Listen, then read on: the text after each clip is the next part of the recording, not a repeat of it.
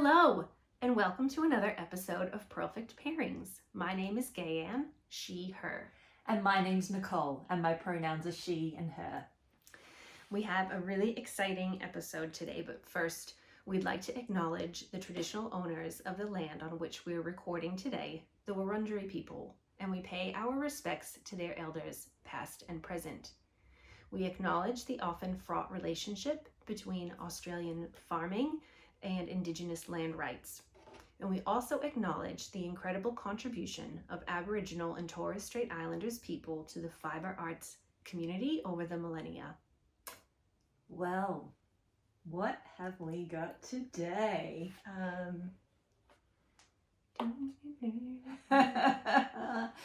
Today we are going to be joined here on the couch by one of our favourite designers, indie dyers, as you can see. You've seen this sweater before. So we're going to be joined here by Danni of HalfBaked HandDyed, which was, I think, Danni was one of the very first twinning patterns or ideas for twinning patterns we had early in our friendship. Yes, the twinspiration for this look. So we'll talk about that a bit more in our chat with Danni. And I think Danni actually saved our relationship when there was only a limited amount of one of the colors of our sleeves. Yes, that's right? True. That's true. Yes, we learnt to share early on. So Gayanne's going to make some room, and we're going to have Danni pop in and enjoy the chat. Enjoy the chat.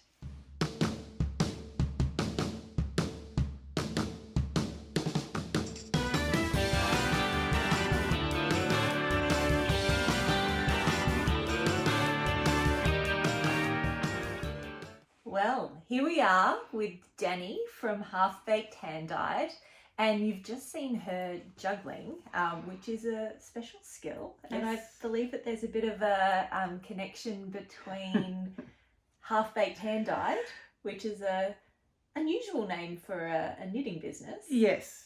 So it's, when I first started dyeing, I needed a name for my yarn group, like my yarn shop. I was making an Etsy store, and I already had the domain HalfBaked because that was the name of my juggling group.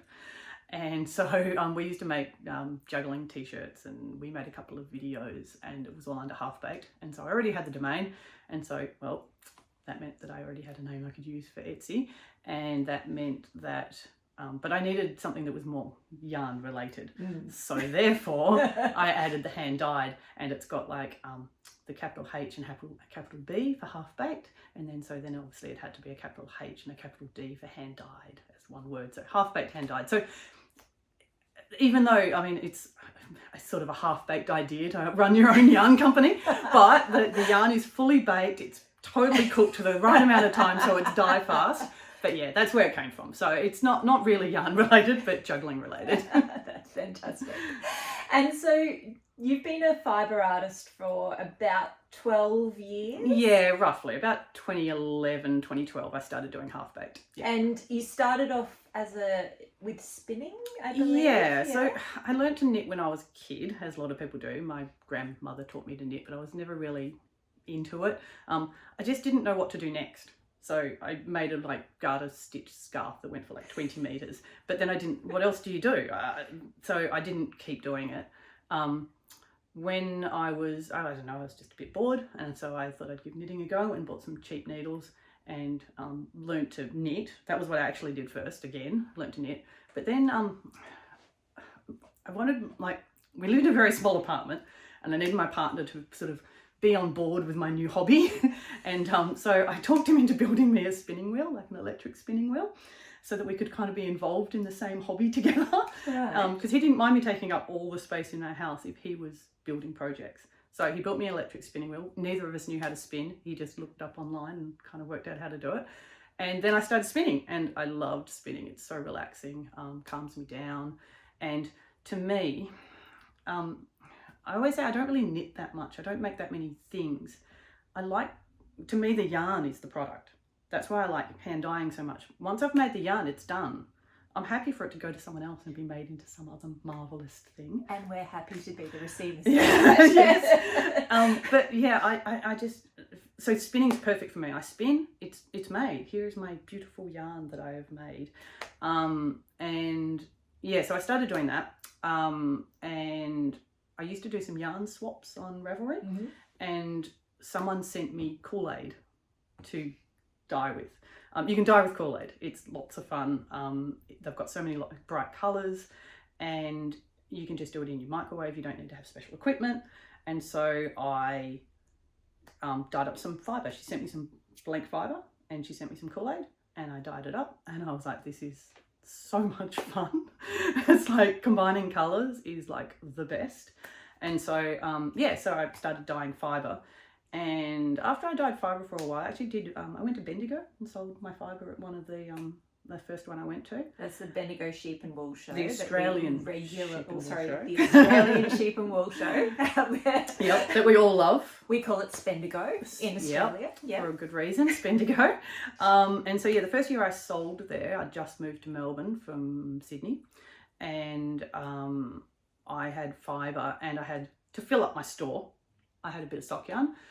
All the sock yarn sold, and only some of the fibre sold. And so what I worked out is I love dyeing fibre, but the yarn sells better. Mm-hmm. And then I can sell all the yarn and spend all the money buying fibre. And so that's what I started doing. And once I started doing that, I just got into the self-striping, and well, we'll probably talk about that, but the self-striping's taken over my life. Yeah. I love it, and other people seem to love it, and so it's definitely worth making. And I just putting the colours together for me is what it's all about. And so I get to make colour combinations and then force them on everybody else. That's my favourite bit. That's why I like that's why I started and why I keep doing it. So I should point out that Danni and I are matchy today. The way that Gayanne and I think, first really got to know you was at the Coburg Yarn Market last year. Yes. We were wandering about, feeling very inspired by lots of things, and came across your incredible self-striping Thank you. sock yarn. Yes. You were wearing this Yep. jumper, which we're going to talk about designers a little bit more later, but this is the Sock Arms by Telly Bean Knits. Yep. And we were in love with Danni's jumper and had to do our own. So you've all seen our matchy photos of us wearing our sock arms. I love the matchy photos.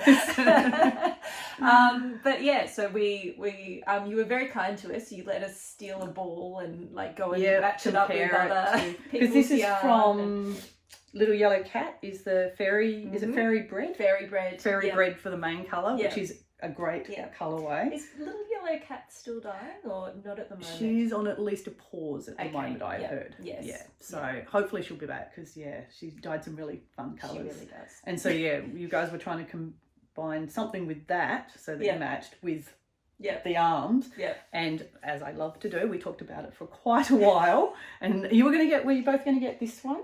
I think we were both going to get that one, which is vibrant pink and blue. I'm pointing off camera because that's where the other jumper is. In the caper colourway, I think that is. But yeah, I mean, they're matched, but they're different. They're fantastic. All right, well, let's talk about how you put together colours for your... Yeah, I mean, obviously inspiration for colours comes from a lot of different places, and obviously everyone sees colour differently and likes different things.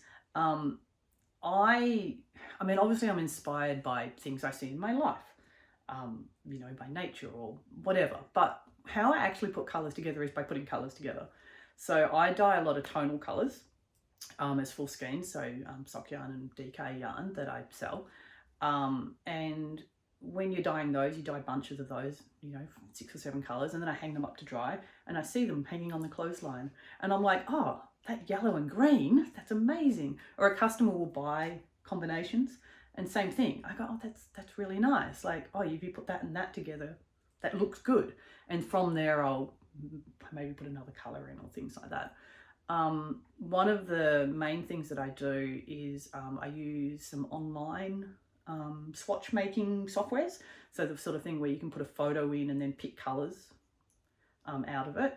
I also use, the one that I actually use most is called KoolAid, which I'm sure there'll be a link somewhere. And it lets you put together colour combinations of, well, as many as you like. So 2, 3, 4, 5, 6 colours. And then you press the space bar and it switches to the next colour. And you can lock some of the colours in. So you can go, I really like that pink. Press the space bar and it will put pink with other 3 colours that it goes together with. And I can sit there and just press that button constantly for like for hours and hours, just looking at colour combinations that it suggests. We will be putting a link to that in the show notes, because this sounds like a great way of planning colours for sweaters and things as well. For colour work and things, it is amazing. And it's just fun. And there's also like a whole community of, so people have made them and the popular ones get shown on a page and say this is what's trending at the moment. And great for like other things, obviously design stuff, like for websites or for painting your house, whatever. But for me, that's exactly how I like looking at colour. The other thing that I have, and I've brought these along with me because maybe you guys can have a little go. I actually did this at Bendigo last year. I had a competition where you can make your own colourway. Competition. Yep. So I'll be doing that again. So come and see me at Bendigo, and we'll have a little make your own colourway competition. So I have this whole lot of yarn wrapped around little pegs, and they're all numbered. And what I do is I literally lucky dip them out of the container sometimes, and you just go, okay. So I've got these colours. Good. Got that. Okay. So look, here we go. Here's a colourway. And is it nice? It actually is kind of nice. Yeah. I did an online one, and I literally did that. I said, pick 4 numbers. Yep. Put it on Instagram, and I just chose one at random, and we had a vote of, I chose 9 just to make sure there weren't ugly ones, and if there was an ugly one, and then everyone just voted for what was the most popular one. It's actually one of my most popular colourways, and that was randomly picked from just picking numbers, because it's amazing what colours go together when, I mean, obviously this is my palette of colours, so I tend to dye colours that are going to go together. So if you combine them, and this is so much fun. Like if you're a knitter of any crafter, putting colours together, I highly recommend it. It's super fun. And you sort of discover things that you didn't really know about yourself. Like you might not think you like yellow, but you might like yellow if it goes with pink. Or this is a really good way for me to play with colour and physically picking it up and looking at the colours. I love that idea too, because it's really challenging your cognitive bias, isn't it? Yes. You're just like completely launching in and going, oh, actually I like that. Yeah. And I mean, that's one of the beautiful things when you're shopping for yarn, because you do, I know I often come across colourways of things that I would be like, oh, I'm not really a purple person. No. Oh, but I like that one. Yeah, and that's exactly right. I try really hard, because obviously there's colours that I like and I gravitate towards, and I try really hard to make colourways that are not those colours, because obviously, I make purples and blues a lot, but there's someone out there who really loves yellow, and if I don't have a yellow, so so I really try and make colours that I don't like that, and I wouldn't buy that, but obviously other people do, and so you need ways of putting colours together in a nice way, even if they're not exactly your colours. And this really helps me with that, because you start with something, like I said, like yellow, that I wouldn't necessarily make something for myself, but then you can kind of go, well, actually that's kind of nice with that, and maybe purple and yellow are like a contrasting thing. So we're getting there. We're getting there with the colour, and that's actually how I make a lot of my self-striping colours, is literally by picking up colours and putting them together. Fantastic. That's what I do. Playing, exactly. And I think that's, people are sort of scared of colours. I talk to a lot of customers in markets who come over and they're not confident with the colours they're putting together, or they don't know where to start. And I think the easiest way to start is pick a colour that you like, or a combination that you like. So there's classic combinations like pink and grey, or red and black, or green and blue, all of these colours, and there's reasons those colours are classic, and you can get into all the colour theory. But if you just pick a colour you like, I like purple, start with that, and then look at the colours that are available and just see what sings, see what goes together. And I think that's actually, like I said, at markets, people come over and talk to me for hours about how to put colours together. Great. That's what I'm there for. It's my favourite thing. That's awesome. Yeah. Do you want to hear more about colours? Well, we've talked a lot about self-striping sock arms and sock yarn. Yep. And colours. Yes. How do you decide what yarn bases to use? Yeah, I'm a little bit different to a lot of indie dyers, that I have a very limited range of bases. Mm-hmm. A lot of people will dye on all sorts of things, like interesting bases, which I love. And when I spin, particularly, I love spinning yarn that's made out of interesting fibres that all have different uses. But because of what I do, which is mainly about the colours, I have a limited bases. I dye on a sock yarn, so a 75-25 superwash merino and nylon in a sock weight, so four ply fingering. I have a superwash merino DK. Mm-hmm. And then I have added recently a superwash, like a sock DK yarn, Mm-hmm. which is actually an overseas base. I really try and use Australian stuff. Yeah. And so my yarn bases, my two, they're called Aussie, Aussie sock and Aussie DK. They both actually are Nundle woolen mills yarn. Excellent. That's what I use. Yeah, fantastic. Yeah, they're great. They're really nice. I've been using them for years, and their yarn's reliable.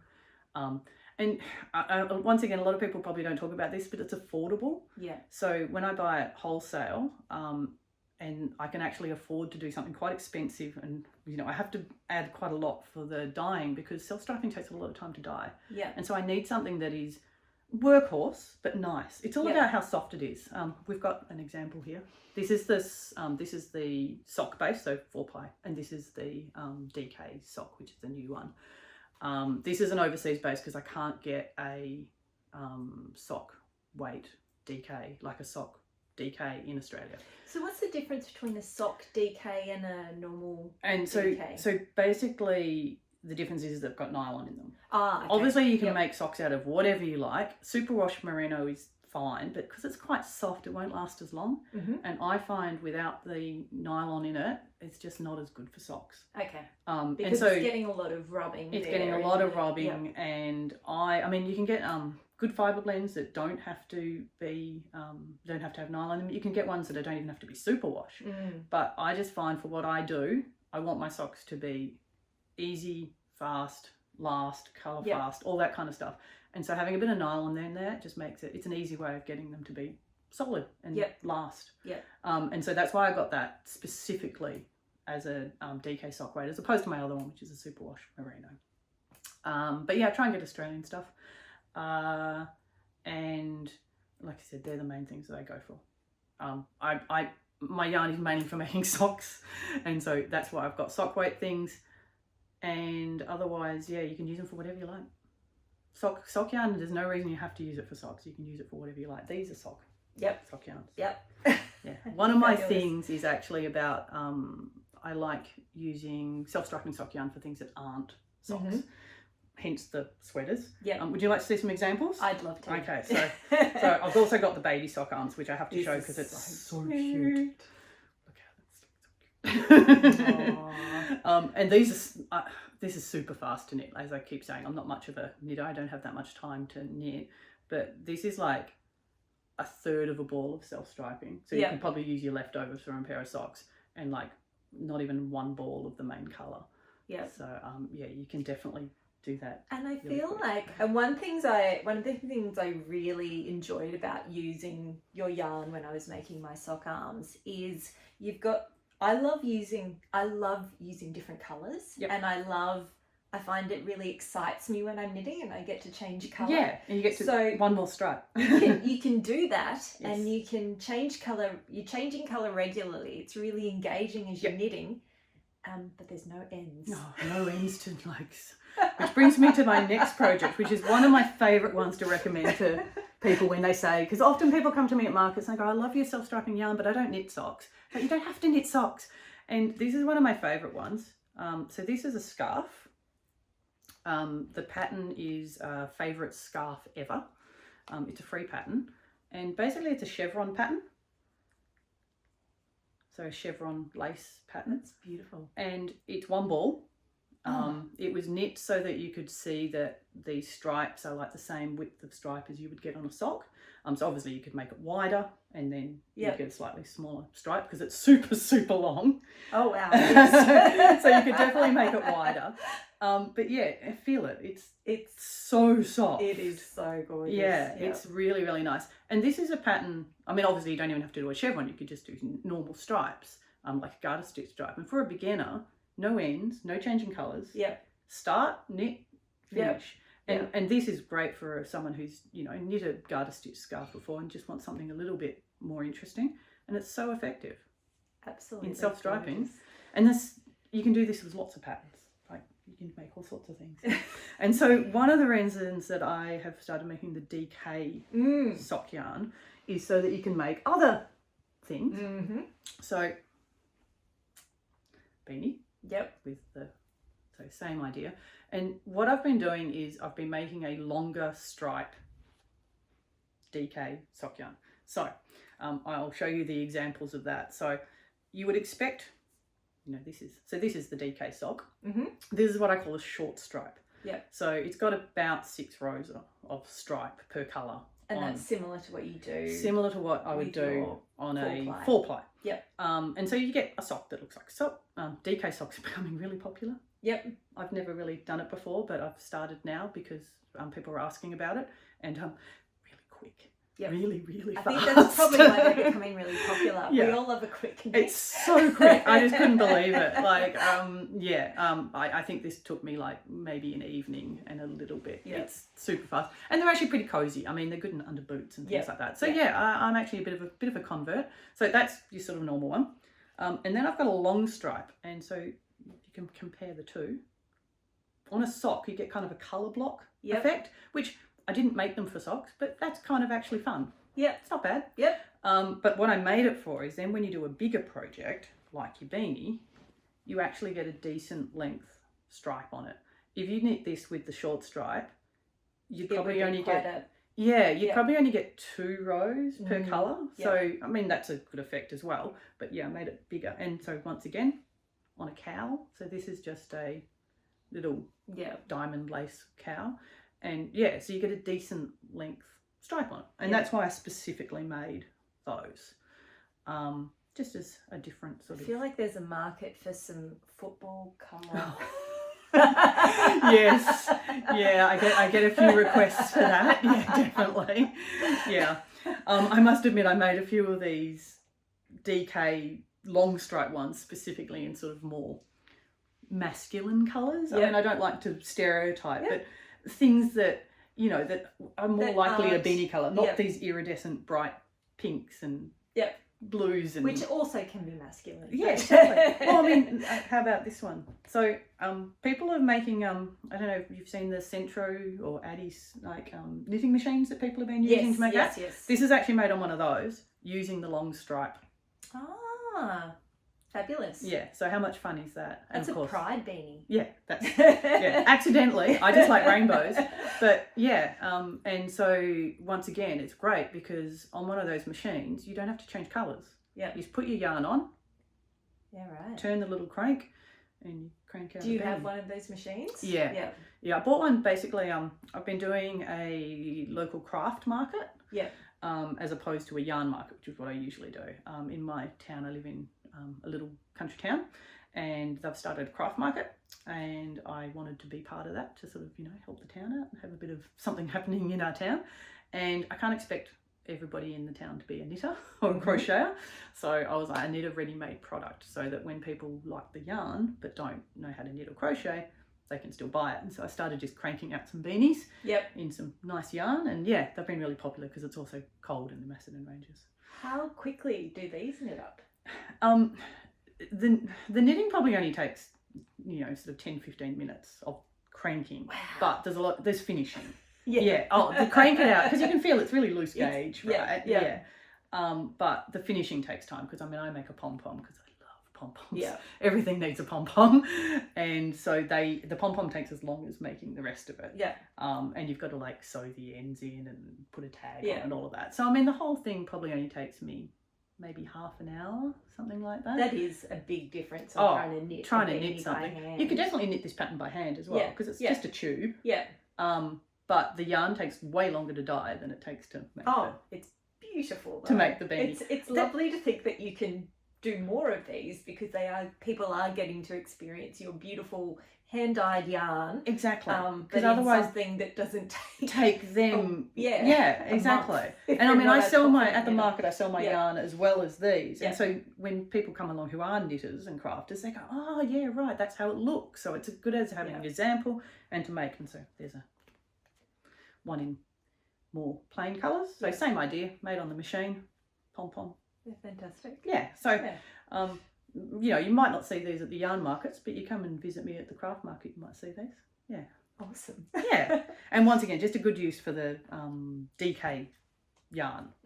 Thicker stripe, bigger project.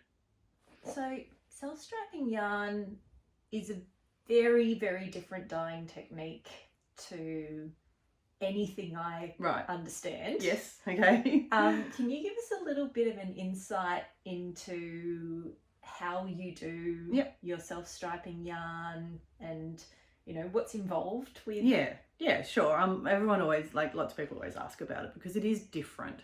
What we always start with, anybody who dyes self-striping yarn always just says it's time consuming, it's fiddly, and you have to really like doing it to make it worth doing. I find that it's just mainly about the prep and the winding. So the way I do it is I buy my yarn in hanks from the mill, and then I wind it from that into a cake, because the next step, which is winding it into a really long skein, it needs to be loose. And so if you're trying to wind from off a swift, it pulls on it too much and it makes it tight, and then you don't get nice, loose, even lengths of yarn. So what you need to do to make self-striping yarn is you need long lengths dyed the same colour, repeating. So if you can imagine, if you had a big loop of yarn, you would divide that into 4 parts, and each section would repeat through the yarn.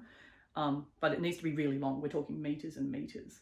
And so you need a way of winding into that. So I wind into a cake, and then I use a thing called a warping mill, which is something that weavers use to make their warp. So because that also needs to be a really long length, and you wind around this warping mill and get a really, really, really long hank or skein of yarn. Then I divide that into however many stripes I want, so 4 or 6 or 8, and I drop each of those into a different jar, and I dye each of those jars a different colour. Once it's dyed and it's dried, then you take that really long skein and you put it back on your warping mill, and you wind it from that back into a cake. And then from the cake, I wind it either into a skein if I'm selling it as a skein, but usually I wind it into a hand wound ball. So these are all hand wound. And just that, I know, it's ridiculous. You can just wind it into a skein and it still works as self-striping yarn, but these just look so cool. They represent the colours, I think, in a way that most people can look at it and understand how it goes from this into whatever you're knitting. Whereas in a hank, it just looks like variegated. And so particularly for markets, when I'm selling them at markets, this is a way better way of representing it than any other way that I've done. When I sell them online, I do sell them as skeins or cakes if people like. But this, it takes probably about half an hour to wind each one. And if you're talking about how much I'm getting paid per hour, that's like ridiculous.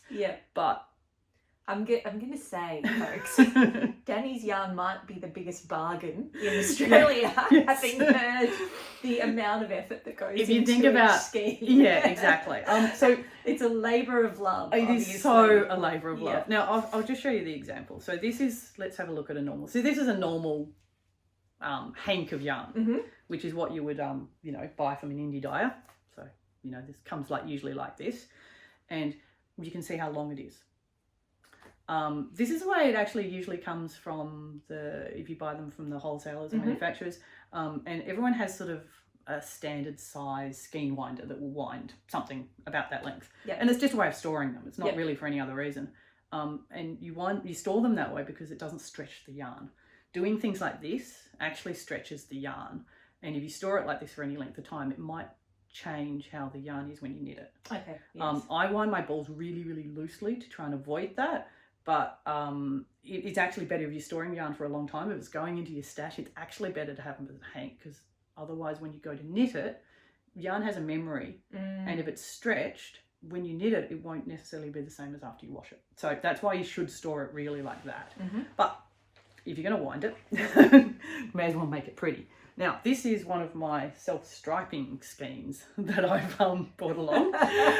So you can kind of see the difference in how long it is. So is that just the same length as this, or is it that extra? This is the same amount of yarn as that. Yeah, right. Yeah, so that is that.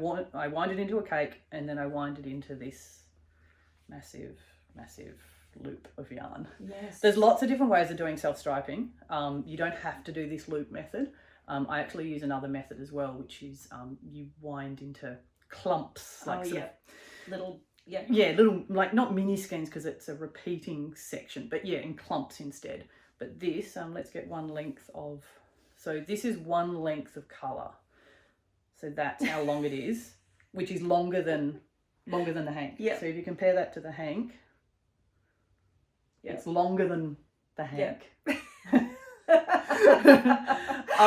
So a lot of self-striping yarn making is avoiding tangles, like at every step, because as soon as there's a tangle, like I've wound off my warping mill and it's been tangled and it's taken me 2 hours to wind off the warping mill. I know, it's kind of like sometimes you wind, you're like, maybe I should just throw this one away, but I can't make myself do it.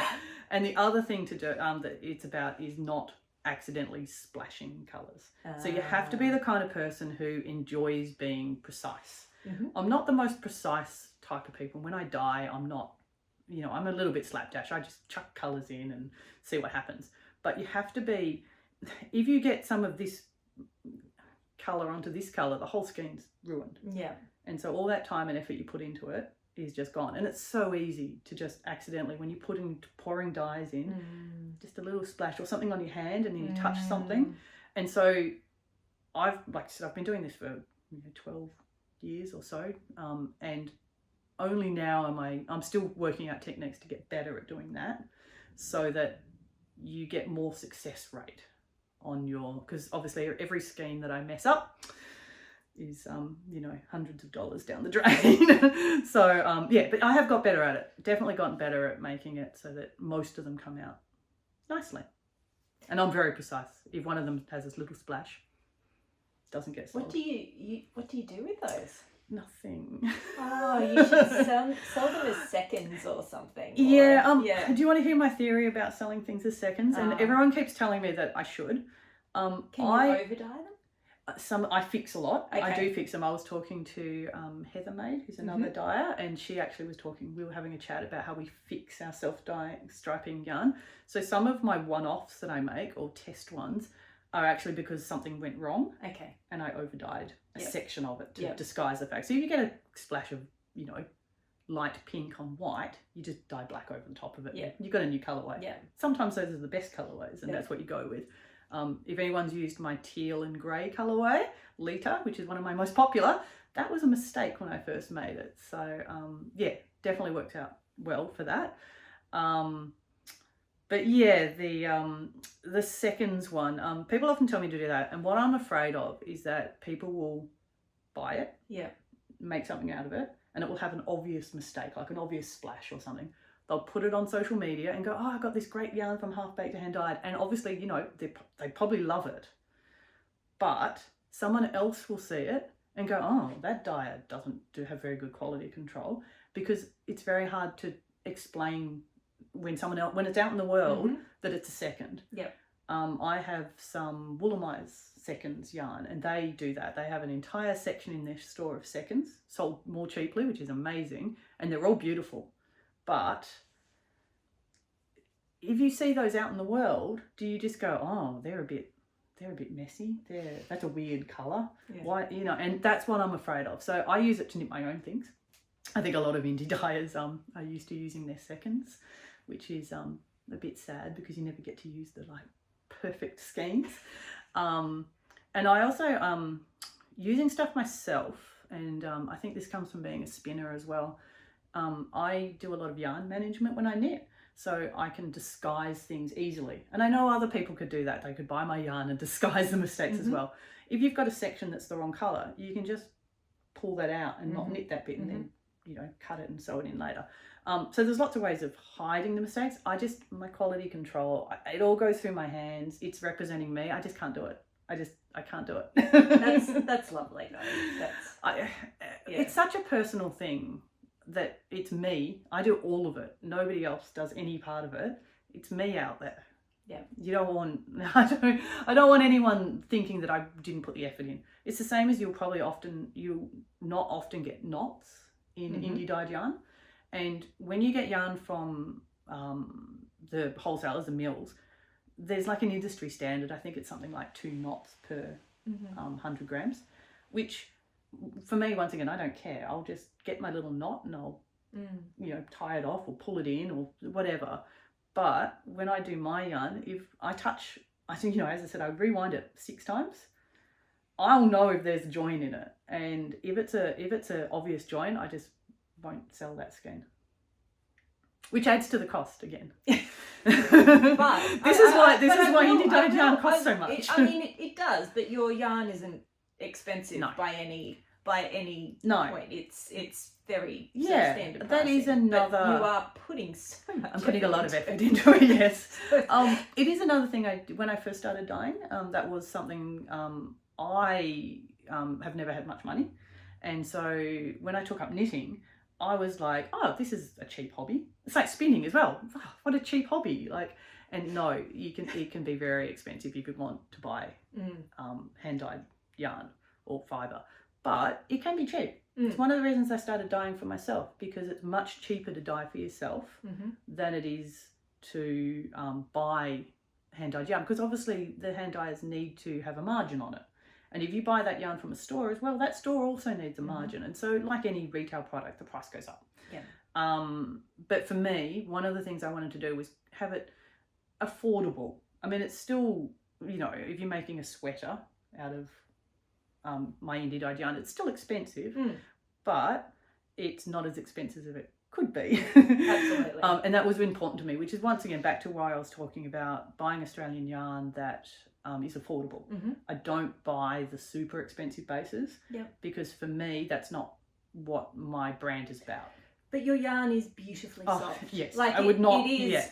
And when you're walking around a yarn market, and that's what you do. You come to your stall. It's all beautifully soft. Yes. So it's all, the quality's there. The quality is totally there. But you know, and Nundle Woolen Mills is quite a small. Is it family owned? Family owned. Business, historic mill with, you know, potentially putting the big markups on that. Some of the other. I was talking to Nick from Nundle the other day, and he hasn't actually raised the price of his sock yarn for, I think he said 10 years.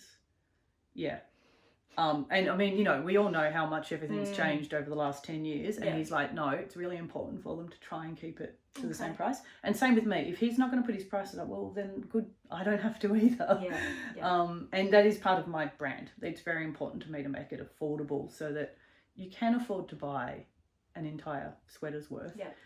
And you don't have to buy spotlight yarn. I always use spotlight yarn. I also use Bendigo Woolen Mills yarn. Great yarn. Once again, Bendigo Woolen Mills. Soft, long lasting. It's great, but it's not super expensive. And sometimes it's nice to use that really precious skein of some kind of organic mohair, alpaca, cashmere yarn. Everyone loves that as well. But it's also nice to have, you know, something you can make sweaters out of. Or a blanket. And something that you're not distressed if you get a slight pull in. Exactly. I mean, it's kind of the sort of stuff I wear as well. Like, that's why I like sock arms. It's just, it's quick to make. It's plain design. Comfortable to wear. Make another one. Fantastic. Now, we talked about KoolAid earlier. Yes, we did. Can you explain what KoolAid is for our possibly largely Australian audience? Yes. So I dye most of my yarn with Landscape Dyes, which is an Australian brand. They are have a great range of colours, and they're professional, like semi-professional dyes, I guess you would call them. So they colour fast, and they're reliable. So they mix them so that if you use the same recipes, they should come out pretty much the same.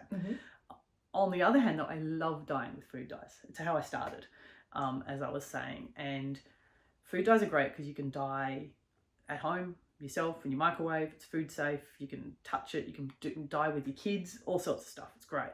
I started with KoolAid because someone sent it to me from overseas. And KoolAid's great because so KoolAid's a drink mix. It's like cordial, I guess. Like a powdered But cordial. it's powdered, yeah. Yep. So it's like a brightly, iridescently coloured drink that you give to kids What a great to make idea. them hyperactive. But what's great about KoolAid is that it's got the, lots of dye in it. And the dyes are protein dyes, so the same as what you would use in the professional dyes, mixed with citric acid. And that's how you dye protein fibre. So you need dye, heat, and acid. And KoolAid already has two of those things. It's got lots of colour and it's got citric acid. So you can dye your hair with it because your hair's a protein fibre. Yeah, that's a thing that kids do in America as well. It's like dye their hair in it. So KoolAid's great because you get lots of colours. The other thing I really liked about it when I first did it is that it smells nice. I don't know if I'd drink the stuff. You mix it up and it doesn't look like you should drink it. It's kind of opaque, like you can't even really see through it. Oh, wow. But the smells, because it's got that fake smell as well, so you get that really good cherry smell and that really good grape smell. Yeah. And once you knit with it, it still smells like that. And so you get like a couple of weeks of this really good candy smell. So yeah, it's basically a drink. You can use other food dyes to dye as well. So just like regular food dyes from like the supermarket. Queen's food dye from the supermarket. That doesn't have acid in it though. Right. So if you're going to dye with that, you need to add like vinegar or citric acid or something like that. Heat it up, and that will dye your protein fibres. And it's fun because you can. It's low risk. And you do that. You find yourself doing that thing where you dye a skein of yarn, and you that was fun. And you go, what else can I dye? There must be something else in my house. And then I can over dye this one. I don't like that jumper's not to do that. Yeah, and you find yourself like just looking for more things to do. Yeah, it's super fun. And yeah, there's examples on my Instagram of stuff I've done with food dye. I did a Advent yarn a while ago where I made like little socks, and the test skeins were all food dye.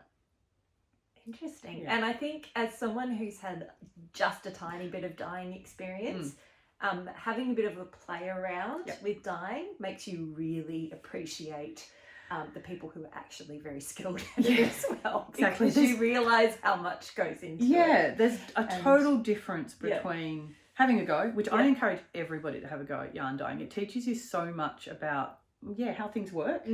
And how much work goes into it and why some colours go together and why it's hard to dye some things. Totally encourage everyone to do that. But to make it repeatable, precise, colours that work, that's when the real work comes into it. You have to really want to do it. Absolutely. We've talked a lot about sock yarn and self-striping yarn because that is absolutely something incredible that you're known for. But you also do a lot of really beautiful tonal yarns. Yeah. So I know you brought some of that. I have, yeah. Because the self-striping yarn is special and sort of like the thing that I do that's different. Often end up talking a lot about that, and people know me for being a self-striping yarn dyer. But I actually probably sell a lot more of my tonal yarns, and I love my tonal yarns. Like I said, when I first started knitting and dyeing yarn, I was doing it so that I had yarn for myself. And one of the things I really love, I really like, is when you go to a yarn store and they have a lot of colours in the same base. And you go to a lot of stores and they'll have a beautiful yarn base that you're like, I want that, but it will only have like 3 or 4 colours, or it will have 2 skeins of a colour, and that's not enough to make something. And when I first started dyeing, that was really important to me, that I had a lot of colours and enough of them to make something decent, which is one of the reasons I don't have very many different bases, because if I have a lot of different bases, you can't have as many colours of each one. So that's my main thing with my tonals, is I want lots. and I want them to coordinate, and I want to have enough of each one when I sell them. So I've brought some along, and I've brought along sort of the project that I've just been working on, which is sort of an interesting one as well. So first of all, I will show you my little project that I've been working on. So I have knitted something. I completed a project. There's because it's got a deadline. My knitting group does a knit along every year for Bendigo for the sheep show, so we can all go along wearing something similar, like how you guys match with your jumpers all the time, so we can spot you. And what's good is that we often choose a pattern that everybody has time to do. So you can knit a jumper or a hat or a cowl or some socks. So we'll choose a pattern that has all of those in it. We did Magnolia the year before, which was it's really pretty pattern with like bobbles and lace. I made the hat, but a lot of people made like the tunic or the dress. Oh wow! Yeah, so if they've got more time, a big commitment. Yeah, exactly. This one this year is actually a magic motifs pattern. There's a Dutch designer who wrote a book about it, and someone in my knitting group actually translated it.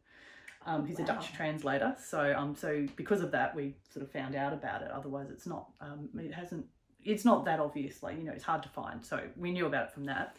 And so this pattern here actually says RK, which is for Richmond Knitters 2023. And so what it does is you put the numbers into a grid and it generates a pattern. So is it a computer program or a... You can do it physically, which is what the book's about, but Yep. it actually comes with an Excel that you can use to do it for you. So you can, it's fun because once again you can just play with it. You can just put in words and numbers, and you can put your birthday in or a message to someone, and so it's like a secret message in your knitting. And apparently it's a traditional thing that people used to do. Right. And so she wrote a book about it. The book's actually really good. It's got all sorts of technique about stranded knitting as well, and colours and stuff, as well as just this magic motifs idea. And is it available in English? Yeah, so it's available in English. Okay. And it's on Ravelry. You can find it through booksellers and things. I think it's available on Amazon to buy. Okay. It's actually like when I saw the copy of the book, I was very impressed with just how much was in it. It's not just about the little trick technique, but there's information about magic motifs, so you can do it yourself. You can just use graph paper. And what it does is it generates, you know, just a fair old pattern. Amazing. Yeah. And it's super fun. I actually made a juggling one as well. So I put there's a juggling pattern, like you can represent juggling patterns by numbers. There's a notation. I put like notation for a juggling pattern in and made a juggling pattern design. Fabulous. Yeah, it's super fun. And this is my work in progress. It's still got the yarn attached. So same pattern, just slightly different. As I was saying, I don't really knit to designs that much. I often, if I am knitting something, I often just make up my own basic pattern. So that's just a basic beanie. Yep. This is just a cowl that I just cast on and knit away. And yeah, so similar pattern. And is that the Richmond knitters? Yeah, exactly as well? the same pattern, just in slightly different colours. Yeah. And so these colours, these are my, I've made this in my DK superwash. And I've got, I haven't mentioned enough names of my yarns. No, so this one's very creatively named. this one's the Great Rupert. I have some Great Rupert. You do? Yes. Yeah. So I'm planning to make a beret out of it. Yeah, it's a really nice, it's a great chocolate brown. It is a great brown, and it's not a cool brown. It's a warmer brown, warm, which is good with my skin tone. Yep, So, I really, I'm a bit of a fan of browns, and so that's I've been making that colour almost from the beginning, and I'm still making it because I like it so much. Who's Rupert? Let's go through all the names and we'll see if you can all right work out where the names come from, because that's another one that people always ask me about. Where do the names come from? So this is a beige, which is called Tea for Two. Once again, one of my most popular colours. I think that was like the 4th colour I ever dyed, and I'm still making it. It's great for garments and things. It's a nice neutral. This one is Suddenly Last Summer. This is one of my newer ones. I've got this sort of range of denim blues. Yep. I've got like a darker one and a lighter one as well. This is Invisible Invaders. And so they're the colours that I've used in mine.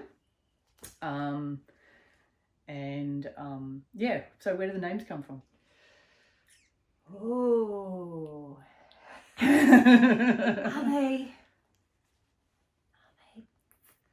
referring to films? Yes. Yes. Yes. All of my yarns are films from the 1950s.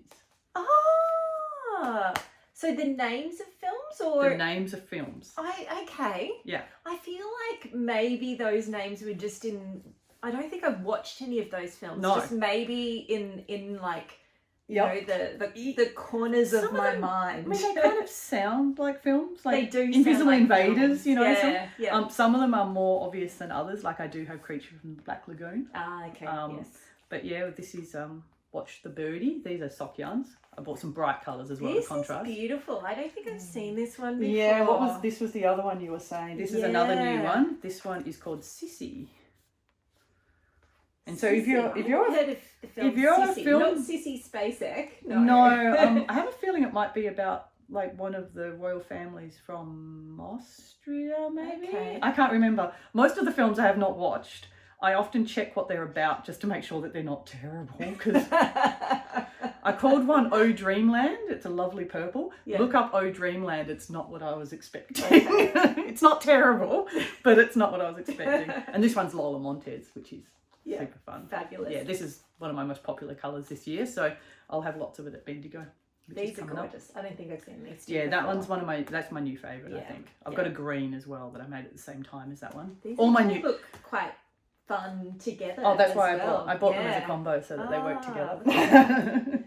There you go. It's all about it's all about matching them all together. Yeah.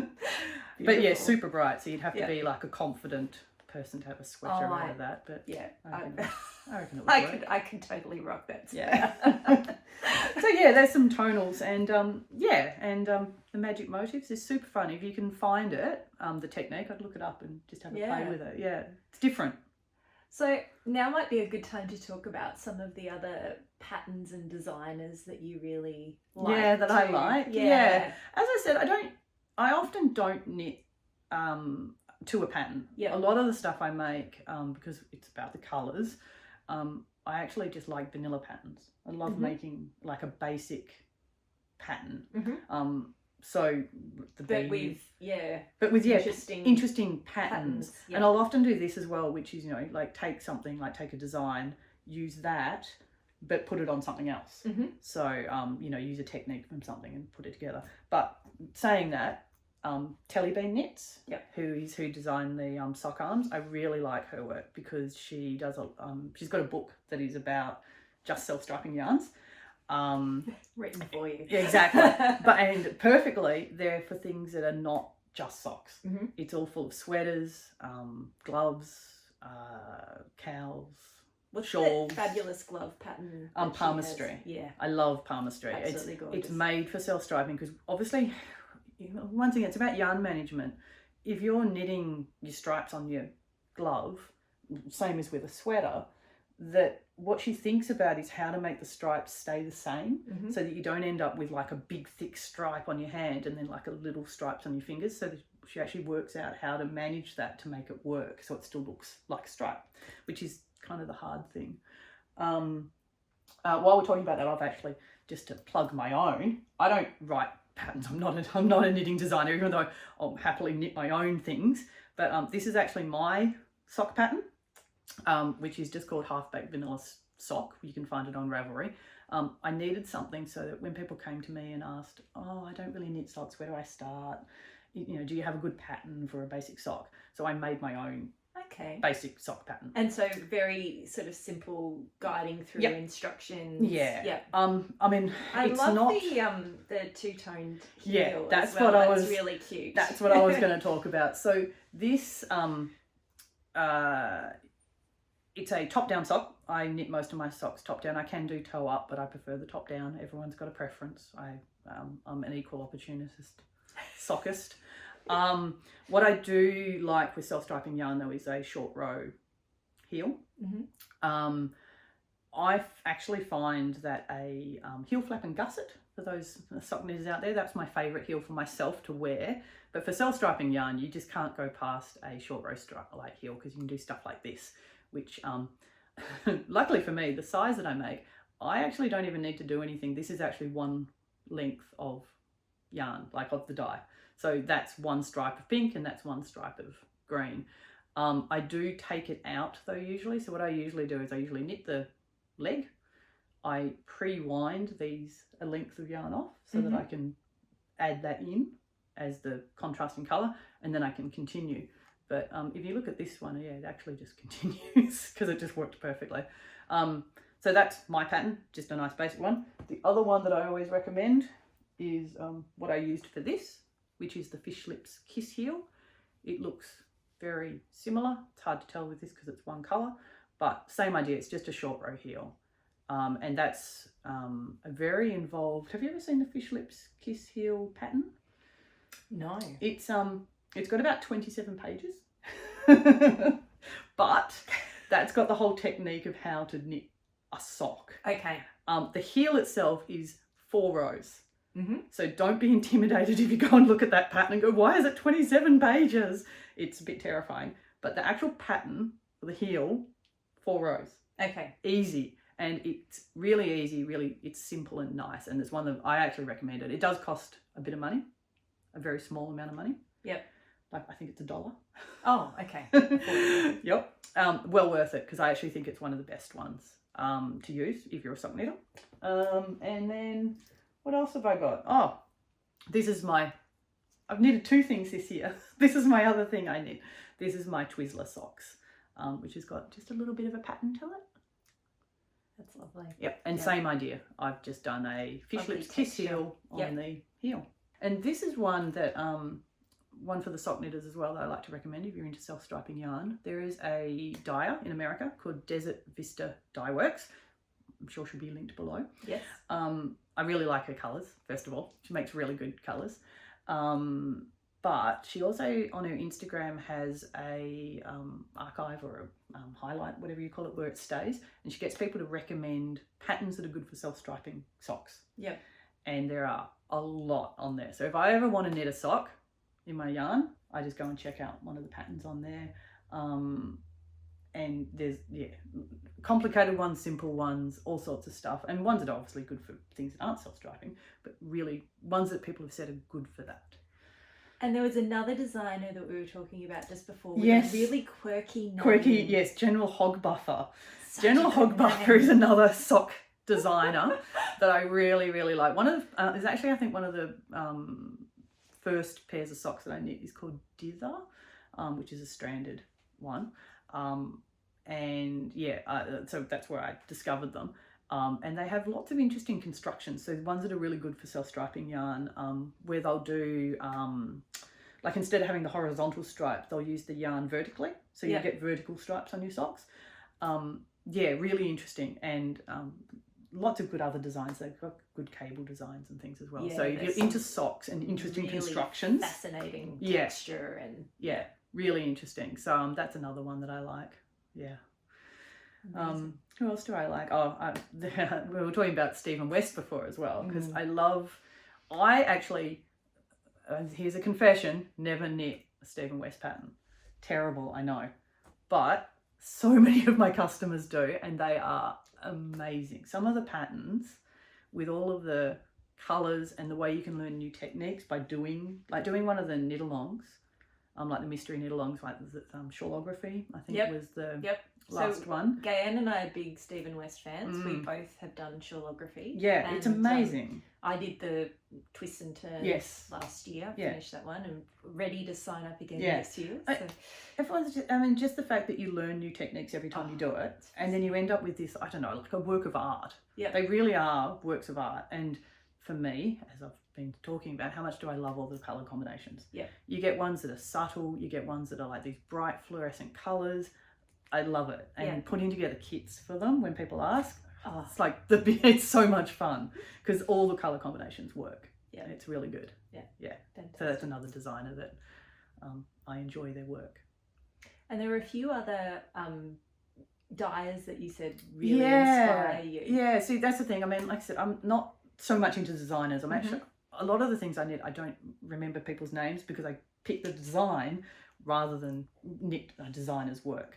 But the dyers, I know a lot of the dyers' names because I just love looking at how other people put colours together and what they're doing. So some of the self-striping yarn dyers that I really like Desert Vista Dye Works, I like. Probably my favourite is Mud Punch, who I believe is Canadian. She Great does. name. Yeah, it's a great name. She's got it on her site. She's got why she's called that. So Okay. that's a good one. But she does. I think we must have a similar kind of colour sense, because her colours that she makes really appeal to me. And on her Instagram feed, she has like just a colourway swatch that she just posts all the time. So not one that she's necessarily ever going to make, but just a colour combination. I love just looking at that for inspiration. And Mustache Yarns, which is a great name. I mean, Mustache Yarns, genius. Really great colours as well. And Gauge Dye Works is another one that does really interesting things, has really interesting themes.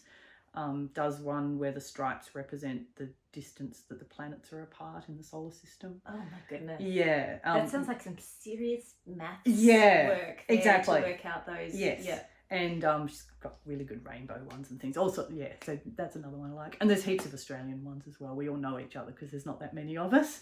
So Heather Maid, and she's a Victorian one that Dizzy Devil Yarns is another one. Yeah, we all sort of like chat to each other. And it's a nice little community as well in Australia, isn't it? There's not too much, there's not a competitive edge. No. Everyone gets along. Yeah, I think there's, I mean, I don't know. I mean, I would say there are too many of us for, you know, for what is out there, because there's a lot of indie dyers in Australia.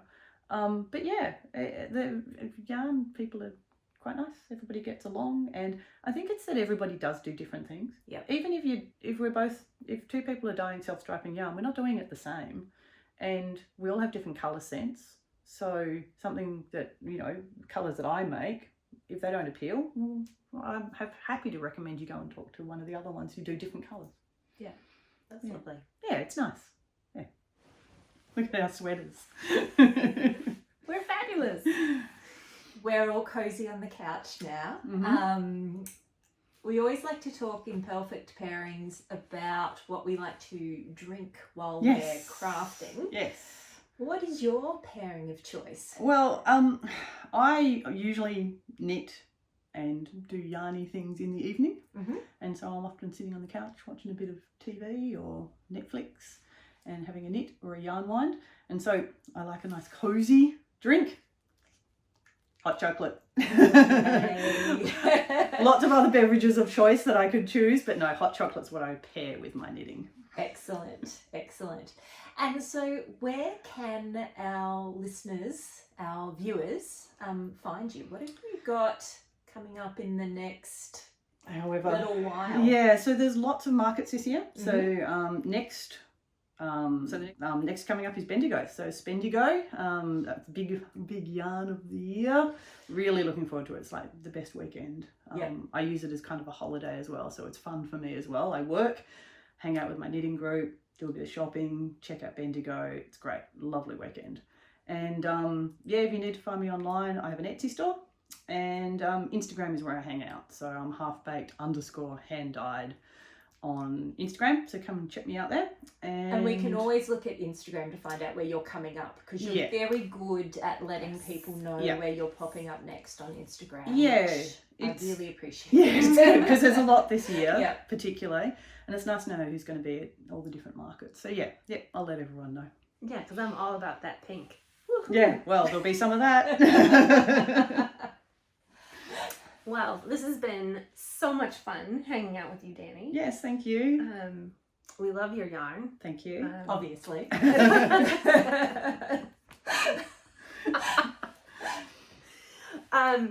if you have had fun with us, please give us a thumbs up. And thank you. And if you want more Purlfect pairings and more interviews with really fascinating people like Danny, give us, you can click the subscribe button so you can learn when we have new episodes releasing.